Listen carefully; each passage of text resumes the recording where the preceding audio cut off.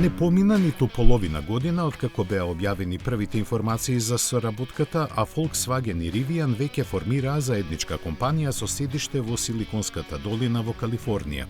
Во неа тие ќе имаат подеднакво учество и ќе вложат вкупно 5,8 милиарди долари. Стратешки размислувајки се договорија за всеопфатно партнерство за создавање платформа за електрични возила од наредната генерација и софтвер за нив. Целта, како и секогаш, се намалувањето на трошоците, кратењето на времето за развој и подобрувањето на перформансите.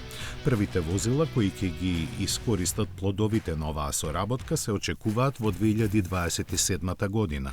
Со овој потек Volkswagen ќе ги намали своите проблеми бидејќи неговата собствена дивизија Cariad не ги оправда очекувањата доцнејќи со развојот и финото подесување на софтверот. Токму заради тоа и лансирањето на електричниот Porsche Macan беше одложено за цела година. Rivian пак, кој е пред сериозен предизвик заради големините трошоци, ќе го олабави финансискиот притисок на своето работење, што ќе го олесни воведувањето на идните нови модели во производство. Што ќе значи ова најдобро говори податокот дека компанијата во просек губи по $40,000 на секое продадено возило.